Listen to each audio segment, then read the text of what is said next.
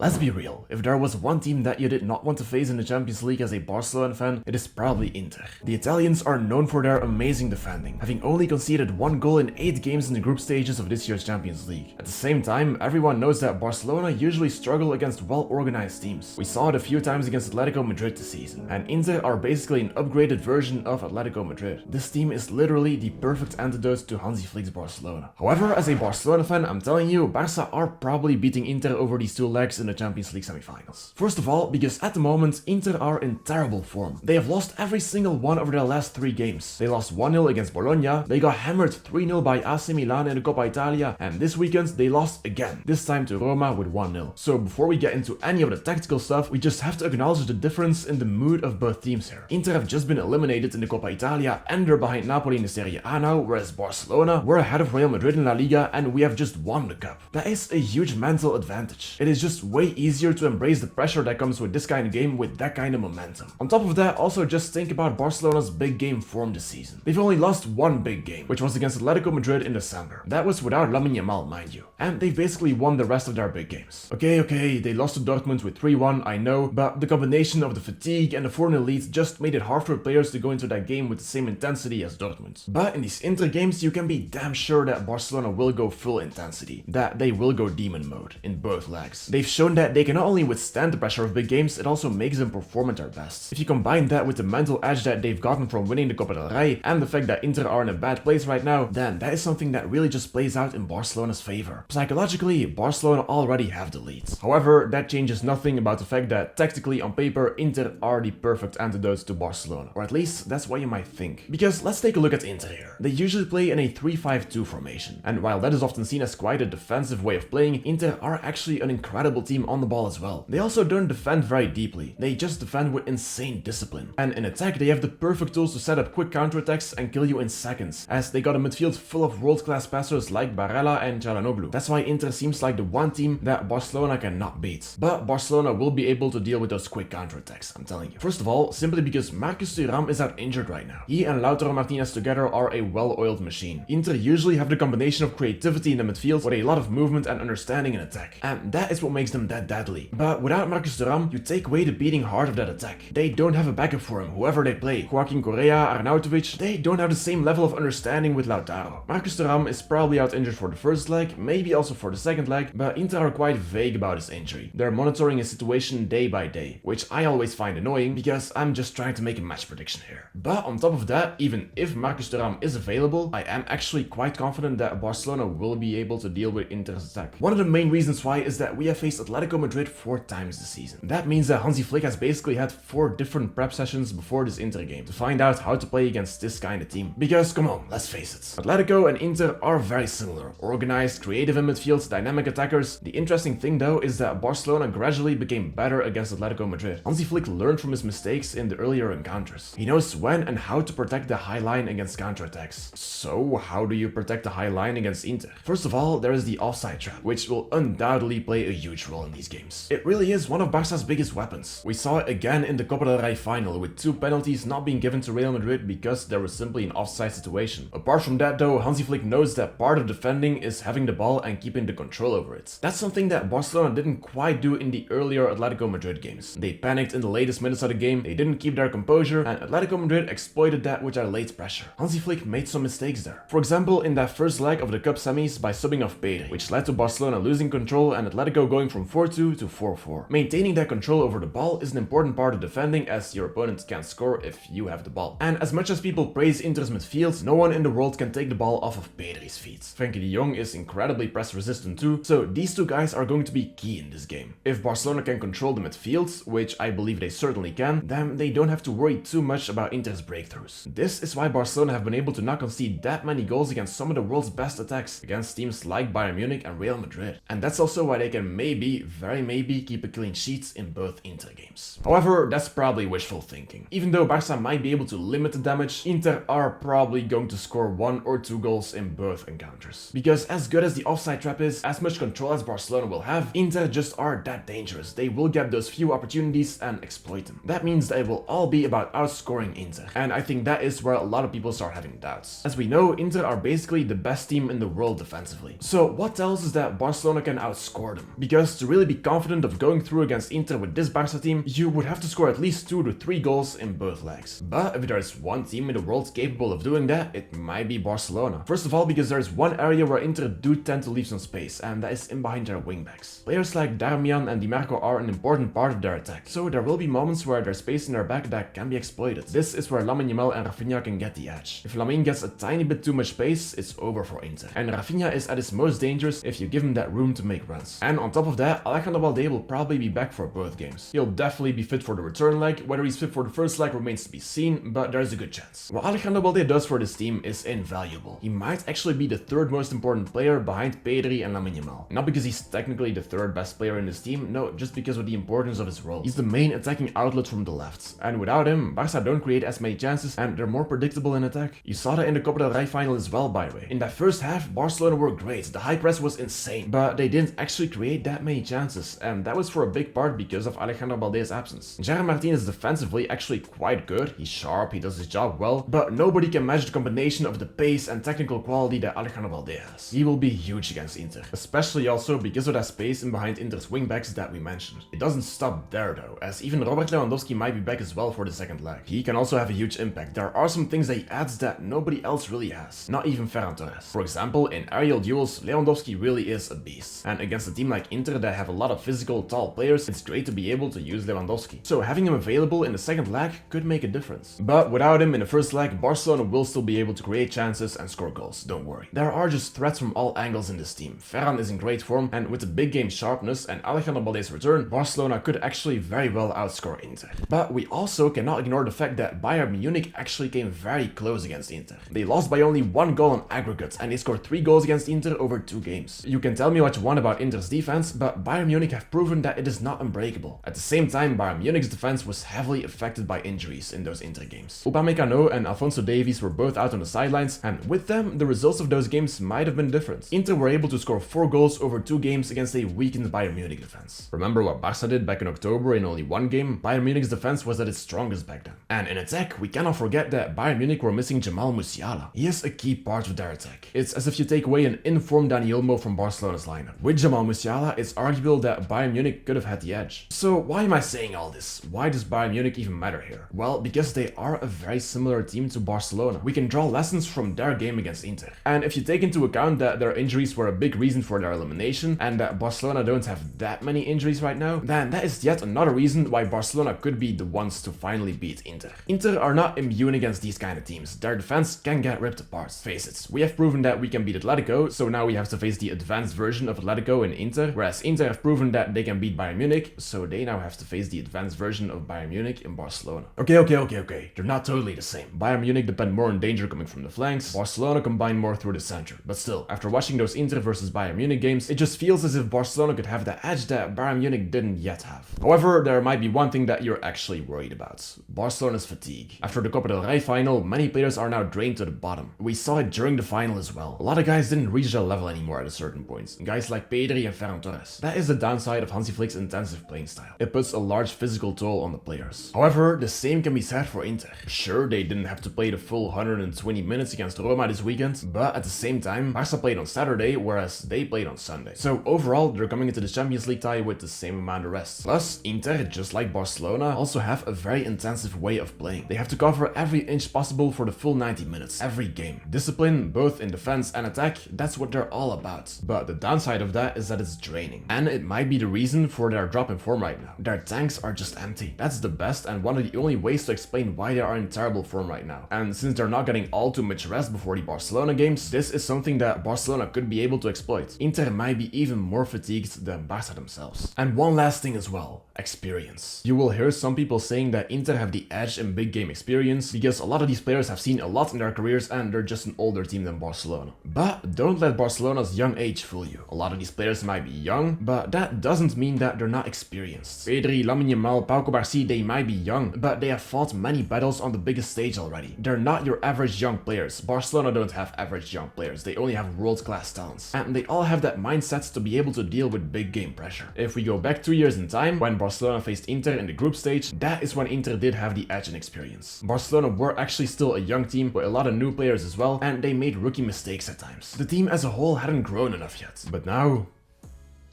This Barcelona team is a machine. So if you're an Inter fan, I'm sorry, age or experience won't give you the edge this time around. So that is why Barcelona can actually beat Inter. They have the momentum on their side, they don't crumble in big games, Marcus Thuram is a big loss for Inter, Barcelona know how to deal with counterattacks well enough to limit the damage, Barça can create chances and score against any team, especially with the return of Alejandro Balde. Bayern Munich showed that Inter's defense isn't unbreakable, Inter are fatigued, even more so than Barcelona, and they don't necessarily have the edge and experience either. But what 11 should Hansi Flick go with, both in the first and the second leg? Well, the only position that's really up for debate might be the attacking midfield spot. But Dani Olmo is probably a better choice than Fermin up there against Inter, just because he's more effective in small spaces. We've seen that against many low blocks in La Liga. Dani Olmo might really give Barcelona the edge in the final third against Inter's tight organization. So if I had to predict a score for both legs, because I'm making this video for the tie as a whole in general, then I'd say Barcelona are going to come out on top in the first leg with a 2-goal difference. In the second leg it's going to be tight and Inter might win, but the overall goal difference will be enough for Barcelona to go through to the final of the Champions League. It's finally time to avenge Guardiola's 2010 Barcelona, to take revenge on Inter for what happened back then. We're in the exact same situation. So Hansi Flick, you know what to do. Give the Barcelona fans what they deserve after all those years of humiliation. This game is the moment for Barcelona to officially silence all doubters. Força Barça. So that was it for today's video. Make sure to leave a like and subscribe if you enjoyed it, and feel free to share your own opinion and your own prediction on these Inter games in the comments down below. And of course, Força Barça, and have a good day.